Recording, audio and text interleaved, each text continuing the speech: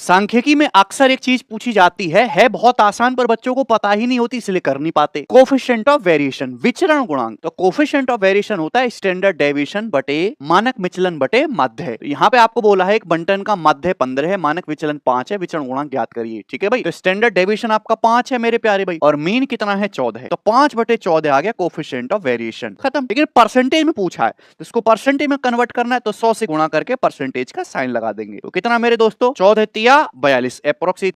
Statistics में आपने दो शब्द सुने होंगे, वेरिएंस और स्टैंडर्ड डेविएशन। अब इनको निकालने का अलग प्रोसेस है, लेकिन इनमें आपस में रिलेशन जानना बहुत जरूरी है, क्योंकि इसमें सीधा सवाल आता है आसान सा। वेरिएंस जो होता है वो स्टैंडर्ड डेविएशन का स्क्वायर करना है, और स्टैंडर्ड डेविएशन क्या हो गया फिर वेरिएंस का अंडर रूट करना है स्टैंडर्ड डेविएशन। बस ये दोनों बातें ध्यान रखिएगा भाई। अब जैसे बोला है कि एक डाटा का जो वेरिएंस है वो 121 है, तो आपसे स्टैंडर्ड डेविएशन पूछे, स्टैंडर्ड डेविएशन क्या आएगा 121 का अंडर रूट। अब 121 का अंडर रूट क्या आ जाएगा मेरे दोस्त, 11 पॉजिटिव 11। अब देखो, यदि किसी संख्या का स्टैंडर्ड डेविएशन 7.5 है, ठीक है भाई, एक डाटा का, तो लगभग सारे ही गवर्नमेंट एग्जाम में ऐसे सवाल देखे गए, बच्चों को लगता है मीन मीडियन मोड में रेशियो कहां से आ गया। फॉर्मूला है मोड बराबर thrice into median minus twice into mean, mode बराबर thrice into median minus twice into mean. अब देखो, if the ratio of mean and median of a certain data is 2:3, mean और मीडियन का ratio 2:3 है, तो आपसे पूछा है मोड और मीडियन का रेशियो क्या होगा। तो भाई मोड क्या हो, अगर मीडियन को 3 मानते हैं तो 3 इंटू 3, और मीन कितना है 2, तो 2 इंटू 2, तो 9 माइनस 4 5, यानी कि मोड आ गया जी 5 और मीडियन है आपका 3, और मोड से मीडियन का रेशियो बन गया 5:3। ये आंसर। सांख्यिकी स्टैटिस्टिक्स का ये सवाल भारत के हर सरकारी एग्जाम में आ चुका है, खासकर स्टेट एग्जाम्स में। और सिमेट्रिक फ्रीक्वेंसी डिस्ट्रीब्यूशन भी है, एक सममित आवर्ती वितरण के लिए मीन मीडियन मोड में क्या रिश्ता है। तो अगर एक सिमेट्रिक फ्रीक्वेंसी डिस्ट्रीब्यूशन, ये बवाल क्या है, जैसे मैंने आपके सामने ग्राफ बना, इसका मैक्सिमम पॉइंट है, तो भाई इसके राइट साइड में और लेफ्ट साइड में बिल्कुल एक जैसी फिगर है, एक जैसी इमेज है, बिल्कुल मिरर इमेज बननी, जैसा राइट साइड में वैसा ही मैक्सिमम पॉइंट के लेफ्ट साइड में, इसको बोलते हैं सिमेट्रिक डिस्ट्रीब्यूशन। कभी भी अगर ऐसा होगा तो मीन मीडियन मोड तीनों की वैल्यू बराबर होती है। बस कई बार पूछा गया, एसएससी में आगे पूछा जाएगा। ये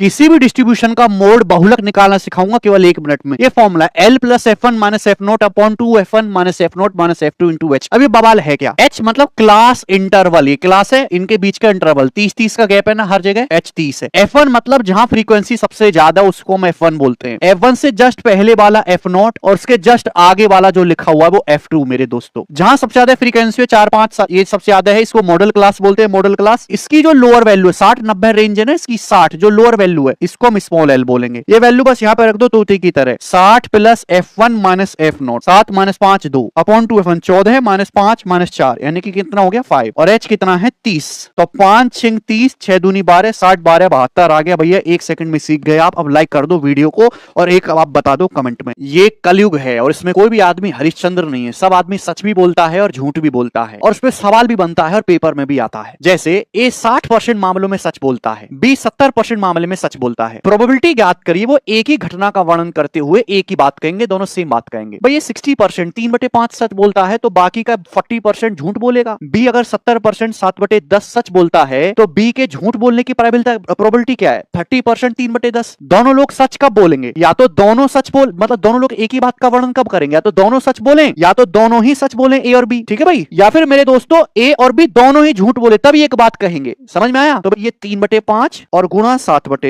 प्लस मेरे प्यारे भाई ये क्या है भाई, A के झूठ बोलने की प्रोबेबिलिटी 2/5 और B की मेरे दोस्तों 3/10, तो आ जाएगा 21 और 6 27/50। हम इसको 0.54 भी कह सकते हैं, कभी कभी दशमलव में भी आ जाता है, तो 27/50 इस क्वेश्चन का आंसर होगा। बड़ा अच्छा है, मतलब या तो दोनों सच बोलेंगे या फिर दोनों झूठ बोलेंगे तो ही एक बात कहेंगे।